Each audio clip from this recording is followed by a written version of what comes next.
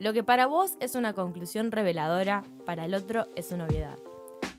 Hola, yo soy Melina Morales y en este episodio del podcast vamos a hablar sobre el eterno estudiante y sobre cómo nuestra capacidad de producir información tiene un montón de juegos y un montón de dinámicas que se ven afectadas por el otro y cómo nos percibe. Y nuestra calidad de experto en cuanto a eso, ¿no? Muchas veces, yo empecé el podcast arrancando con una frase súper bajón, que es que cuando uno tiene una epifanía, a veces la presenta a un otro y ese otro no se sorprende como esperábamos que se sorprenda, ¿no? Uno descubre algo, hace clic con algo que entendió de cómo funciona la vida o de algo piola para saber, y cuando lo lleva a la mesa, ¿no? Cuando se lo presenta a un otro, esperando que ese otro también la flashee y diga, wow, no puede ser, el otro te dice, ah, sí, obvio, Meli. O sea, ya sabía eso, ¿no? Era alguna obviedad. Y ahí, cuando uno recibe ese feedback, que es realista y es válido, ¿no? Pero es un bajón, siente que el proceso que hizo para llegar a esa información, a ese desvelamiento, a esa epifanía, medio como que se invalida un poco, ¿no? Porque si para el otro lo que yo acabo de descubrir, que yo sentí que descubrí recién y me parece una locura y es re clave, es una obviedad, entonces yo estoy como súper atrás en un cierto camino, podríamos decir, ¿no? Y a partir de estas situaciones en las que uno trae una información que cree que es nueva y el otro ya la sabe o el otro le parece obvia o tonta incluso, es que nacen muchas frases que son, por ejemplo, no sé, todo ya está descubierto o no hay nada para inventar. O si lo hay, pertenece a una elite que tiene 1000 años de experiencia en científicos y no sé qué. Como que no es algo del cotidiano, del hombre común, descubrir cosas nuevas y ser autor de algo no visto antes. Nunca vas a ser el primero en descubrir algo. Y sin embargo, para mí este tipo de frases, ¿no? Son un pesimismo aniquilador de la curiosidad, porque cuando uno está en la exploración de lo que es ser humano, aprender, ¿no? Transitar el camino que toca, cuando te tiran esa al medio como que sentís que, bueno, ¿qué mierda voy a hacer? ¿No? Este pesimismo que por ahí nos pasa bastante en la adolescencia, que siento que es como un bajonazo que nos agarra más ahí. O sea, me pregunto si no es un síntoma de un mundo compuesto en estas frases que te cortan un poco, te cortan el fla, ¿no? Vos tenés algo que te entusiasma y, ¿no? Pensémoslo en un ejemplo, algo que te entusiasma que podría ser bueno, siempre hay alguien mejor, algo que descubriste, siempre alguien lo sabe, entonces, ¿qué vas a hacer? ¿Para qué hacer? A mí me pasaba esto bastante, y lo traigo, porque con el podcast es algo que me suele pasar, ¿no? Yo, lo que traigo acá son cosas que yo misma digo, mira, esto está interesante, lo hablo, lo pongo, listo. Y me ha pasado que he tenido muchos tipos de feedback, ¿no? La gente no responde igual a lo que yo produzco en el podcast. Por ejemplo, una persona en un momento que es bastante más grande que yo, obviamente, ¿no? Tiene 30 casi. Y me dijo como, bueno, me parece interesante lo que decís, pero son cosas que como que yo ya sé. Y por un momento yo dije, para mí esto es una locura, lo descubrí este año, lo procesé y lo puse acá, y para el otro es algo obvio, como que ya hace 10 años que sabe esto. Entonces, ¿qué estoy flasheando yo, no? Como, ¿en qué lugar estoy como para decir que descubrí? O que tengo voz para poder decir algo en un podcast o en una plataforma o en cualquier espacio, desde el lugar de autora. ¿En qué lugar tengo derecho a eso? Si hay un otro que lo escucho y dijo, re, sí, obvio. ¿En dónde me deja a mí? ¿Tengo derecho? Pero lo que pasa es que no solamente recibí ese feedback, que podría haber sido determinante si solo recibí ese feedback, ¿no? Podría haber sido, bueno, listo, alto bajón, ya está. Sino que también recibí como, che, buenísimo, la reflashé, me hiciste repensar, como está buenísimo. O incluso gente que me dijo, no lo entendí. Hay mucha gente que me dijo que como que estaba complejo y que no lograba terminar de entenderlo. Pero no porque no me explicara bien, según lo que me decían, sino porque el tema era muy complejo para lo que estaban acostumbrados, entonces no lo podían cachar. Yo, entonces, pará, ¿o es una obviedad? ¿Esto es una obviedad o es algo muy difícil o es algo que se entiende pero es re flashero? O sea, no, ¿qué estoy produciendo acá? ¿No? Y acá viene el tema importante, porque si yo no lo sabía, hay un otro que tampoco, ¿no? Porque si tenemos a este que sí, a este que le pareció obvio, a este que me la rebajó, pero no porque me la bajó la persona en sí, ¿no? Sino el hecho de darme cuenta que no era algo nuevo o loco, sino que algo sabido. Tenemos a ese, pero después tenemos al que la reflashó, que no lo sabía. Entonces ahí es donde se da uno cuenta que es bastante... Ahora yo voy a tirar la que odio que me digan, ¿no? Pero es bastante obvio que todos tenemos en el camino un recorrido diferente, en donde yo hoy entiendo algo, alguien ya lo entendió y alguien no. Alguien lo va a entender después. Y que eso es súper válido, ¿no? Pero no es tan simple como entender eso, porque... Y aquí es donde pasa el problema, el síndrome del eterno estudiante, que esto lo veo mucho y que por eso lo traigo también, más allá de mi propia experiencia como en el podcast, algo que igualmente no me termina de joder porque alguna parte de mí sigue produciendo, más allá de esa invalidación, entre comillas, que se da cuando el otro me dice que es obvio lo que digo. Yo no caí en el síndrome del eterno estudiante. Con mucha suerte, ¿no? Con suerte y terapia. Pero digo, el síndrome del eterno estudiante es aquel que nunca se cree capaz de hablar, de producir, de ser autor de algo. ¿Por qué? Porque uno puede decir como frase hecha, sí, todos tenemos diferentes tiempos en el recorrido. Pero eso es admitir que alguien siempre va a estar adelante, siempre alguien va a saber más. Entonces, en vez de decir, bueno, eso es obvio y va a pasarme siempre y aún así tengo el derecho a producir información y hacer la mía, hay gente que se queda, y no porque la gente sea boluda, sino porque realmente hay un discurso social que perpetúa esto, que se queda en el rol de aprendiz y no ejerce el derecho que tiene de producir información y de gestar cosas y de proponer. Y eso es una pregunta grave, ¿no? ¿Cuándo es válido empezar a hablar?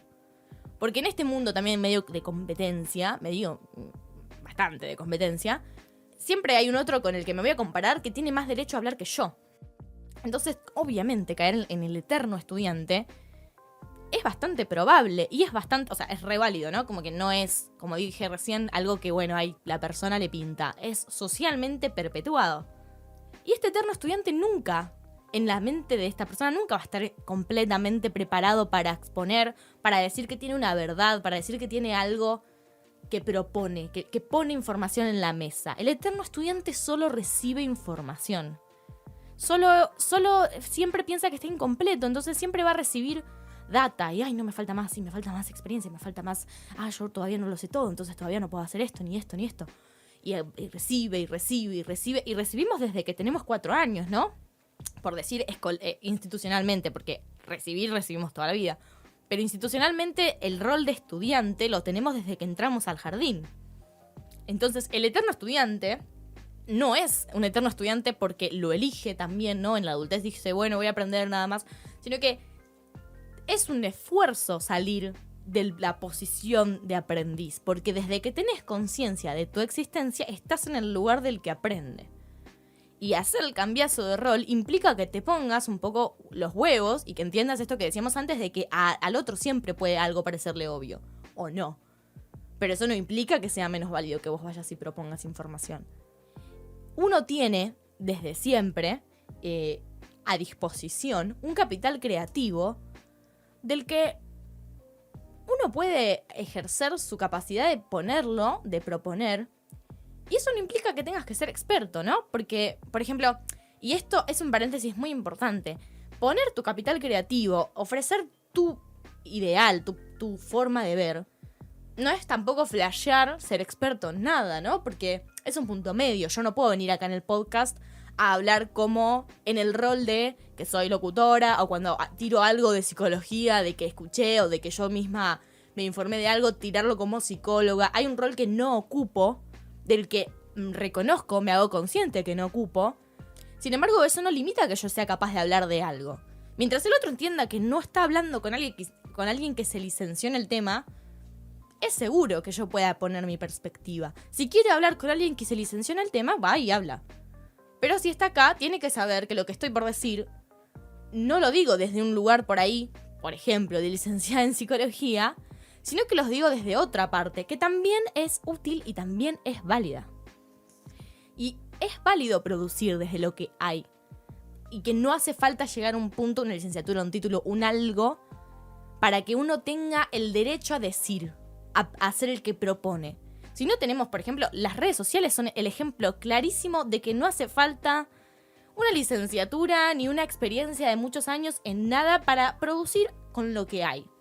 Obviamente no es lo mismo que lo que va a producir un experto, pero es algo productivo, o sea, en el sentido de creativo igual. Es igualmente creativo y es una propuesta válida. Si no, tenemos, por ejemplo, niños en redes sociales siendo influencers, que tienen sus improntas personales y que hacen contenido. Y eso es válido.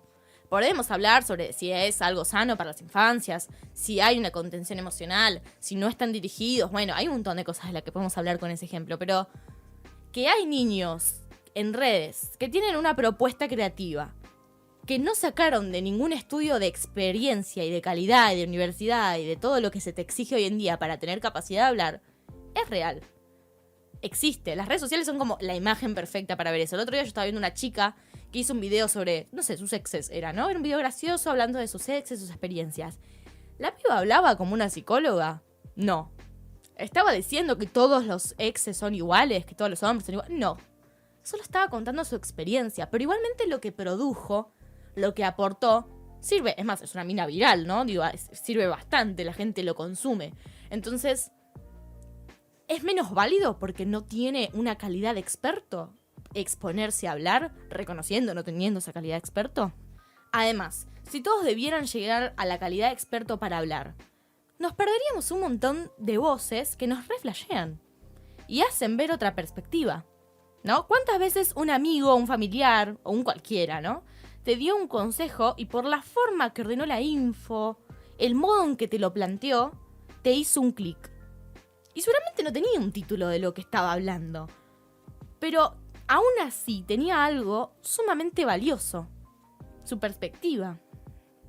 Nuestro capital creativo, nuestro granito de arena, nuestro aporte, muchas veces puede ser simplemente nuestra perspectiva, que a oídos de un otro puede reconfigurar completamente la situación, ¿no? Como, tal vez no es una licenciatura lo que tenés, pero tu propia perspectiva cliquea en un otro y hace magia, hace algo útil para ese otro. Y es re válido, y es re necesario, ¿no? Porque sin estos amigos que hablaran del tema, ¿qué hacemos? Por ahí no, es esto, ¿no? No tiene una calidad de experto, pero aún así te flashea y te re sirve. Y esto es importante. A partir de lo anterior, tampoco hay que flashear que el otro es el que aprueba o desaprueba si yo soy capaz de hablar y de poner mi info afuera. O sea, el otro no tiene el derecho a decir si lo que yo digo es válido o no, solo porque lo pueda aprobar o no. Esto puede ser tomado con pinzas porque es necesario tener en cuenta a un otro, más que nada cuando se trata de discursos de odio, ¿no? Esto no es para validar discursos de odio. Pero cuando uno está dando perspectivas, no es que si vos diste un consejo a una amiga y no le sirvió, tu consejo o tu perspectiva es menos válida porque esa amiga no lo aprobó. Porque para un otro, como esto que decíamos antes, para esa amiga por ahí ese consejo no la flashó, pero para un otro sí. Y no es que el consejo o tu perspectiva no sirve, no le sirvió a ella. Entonces, en realidad no es, si bien es el otro el que se puede hacer de lo que vos producís, lo que vos produzcas a cualquier otro le va a servir y a cualquier otro no, como lo que yo digo con ejemplo con el podcast, ¿no? Y a un otro le flashea y a un otro le parece obvio.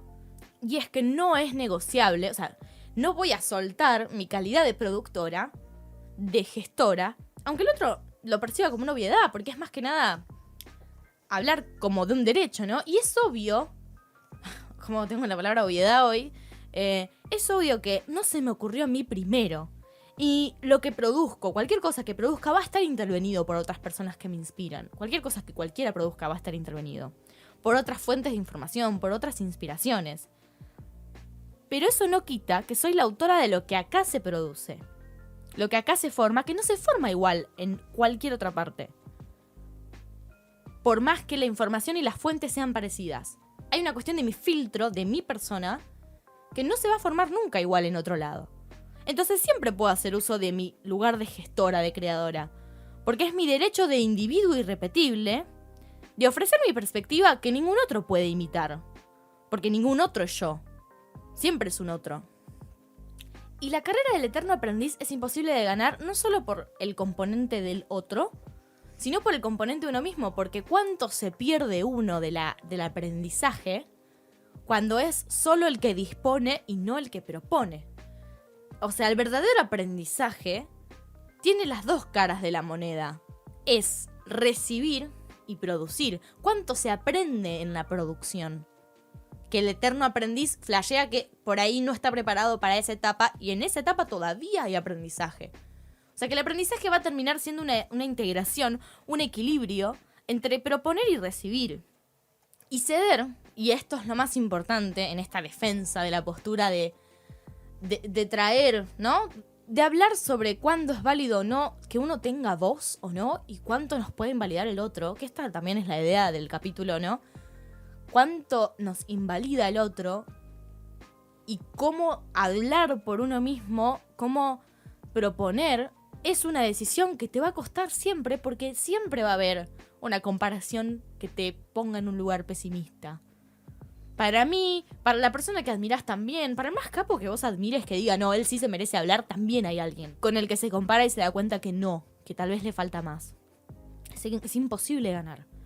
Pero el tema es que, para mí, es importante entender que producir y recibir son caras de la misma moneda.